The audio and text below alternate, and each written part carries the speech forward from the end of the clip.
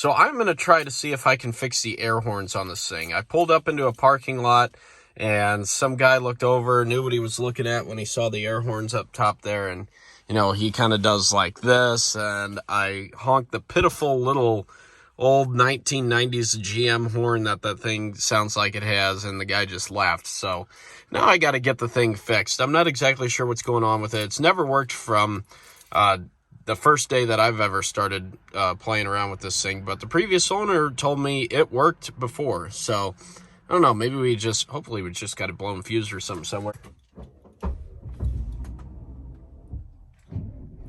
Oh, she just fires right up. Doesn't take any cranking, nothing, just fires right to life. Today's fast idle stick is a roll of paper towels. See if that works. Oh yeah.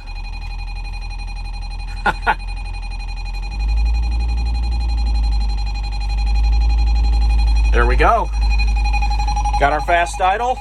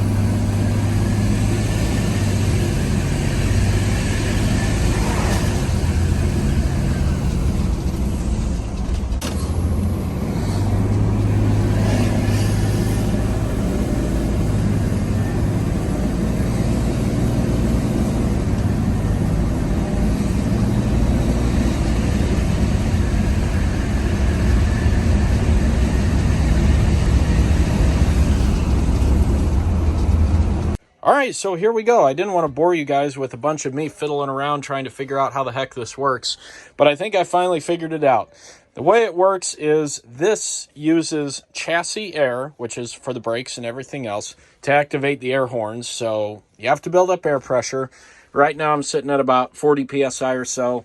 I depleted a lot of the pressure down just by hitting the brakes because my my neighbors are having a baby shower over there, and I don't want to cause a disturbance because they're really cool and I like them, and I don't want to scare them or make them mad. But anyway, I've got it figured out here, I think. The way this works, you got chassis air pressure that goes to kind of a distribution panel under here. I'll show you guys what I'm talking about. It's kind of hard to see, but hopefully you guys can get an idea what I'm talking about here. See this red hose right here that I'm shining my flashlight on? That threads into this aluminum piece back here.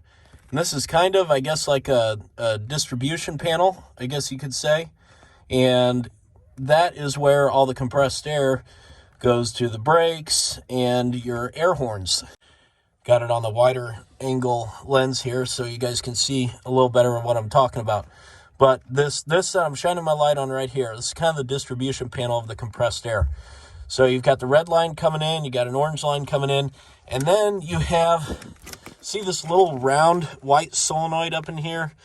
That is threaded directly into it, and coming out of that is a small black line which runs along the RV here and then goes up to what I assume is the air horns. And it makes sense because it's black, it's not red or orange like these other ones are, probably for safety reasons.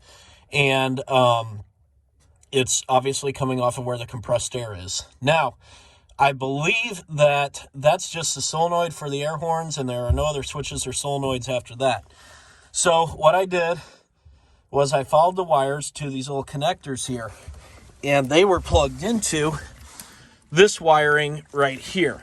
Now, this wiring disappears into the main chassis harness and is labeled as the AHV or AHW, so I'm assuming air horn voltage, possibly, and then your ground wire here. So in theory, what's supposed to happen is you're supposed to be able to flip a switch right here to enable and disable the air horns when you hit the main horn right there.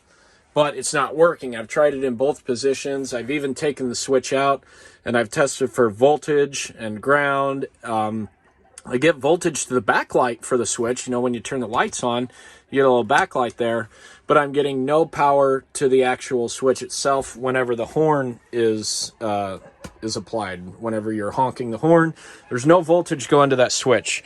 So I don't know where it's at or what it is. I have no schematics for this thing, so I'm only going off of what I can follow. All the fuses that I can find are good. Everywhere there should be power, there is power except at that switch. So I don't know what's going on. Maybe a squirrel chewed through the wiring, because there was a squirrel up in here that chewed up a lot of stuff we had to repair. And it looks like there was some evidence of some chewing going on back in here. So maybe something's cut. I don't know. But what I do know is that it looks like the wiring going to the actual solenoid itself is still good. So as you can see, I got a couple alligator clips on some jumper wires connected to that wiring there, and that is running outside the window to a little jump box that I have out there, and I ran it outside because I wanted to see how it sounded outside. So if my theory is correct, if that little solenoid is what controls the air horns and there's nothing else up top that needs to be enabled, we shouldn't even need this switch. All I have to do is find a source of power when the ignition is on, put a little button here or something, then I can just hit the button when some idiot pulls out in front of me and show them what air horns sound like. So let's go try this out. I got the jump box outside. Let's go turn it on, see if the air horns sound. Again, we're at like 40 PSI here because I don't want to upset my neighbors. So here are the wires coming out of the window, going down right over here, and here's my little jump box. When I flip this switch on, we should hear air horns. Oh, yeah. Sweet. I got a little applause there. I don't know if you heard that. So I think they're working now. What better way to use a school parking lot than on a Saturday morning? Testing out your air horns. Whoops, looks like we're blocked off there. We're gonna have to keep going around the parent loop. And you know what? I think this is gonna work just fine.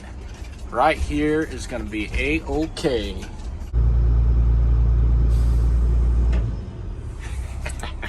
All right, here we go.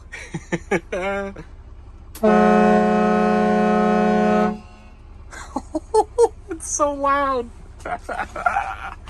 I gotta put the camera outside.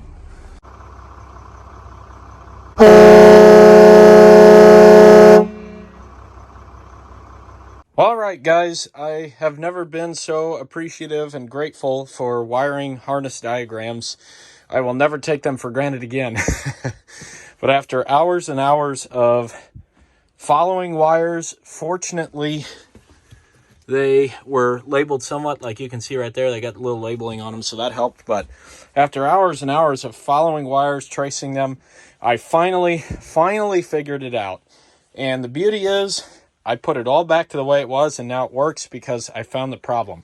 So here's the little switch here. When the switch is in the up position, you get regular horn only. When this switch is down, you get air horns.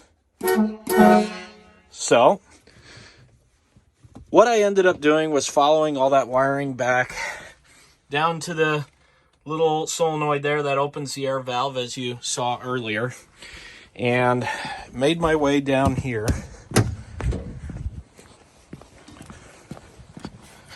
to the battery control center area. And what I found was pretty interesting. Now, this is going to get a little tricky to follow, so just try to follow along. The horn circuit is always energized. The horn circuit current flows when you press the horn button.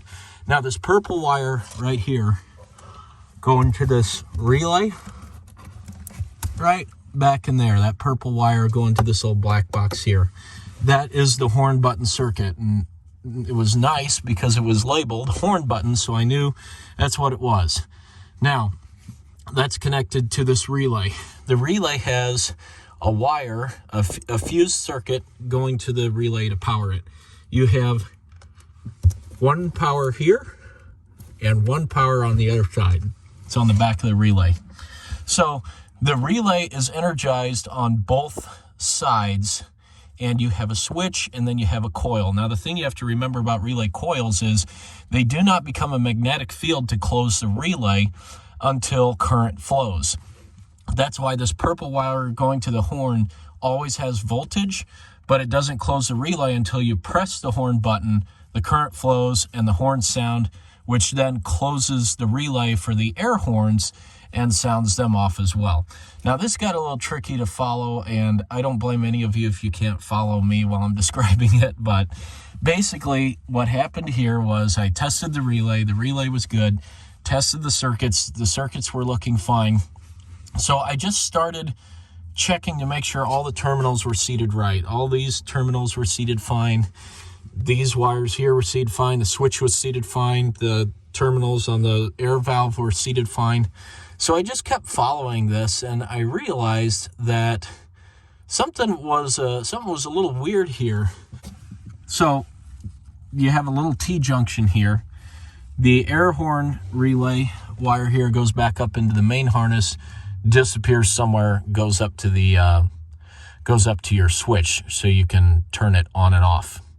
And then depending on how the switch is, whether you want the air horns or not, this white wire then carries the current over here to this little junction block here. Now, it just goes to show how lucky I got with this, not having any diagrams. I was using my little test lamp here, and I was testing for voltage when the horn button was pressed and this relay was energized, because I was getting power here but wasn't getting power on the other side of this junction block. And it turns out that this little wire right here, let's see if I can set my flashlight up.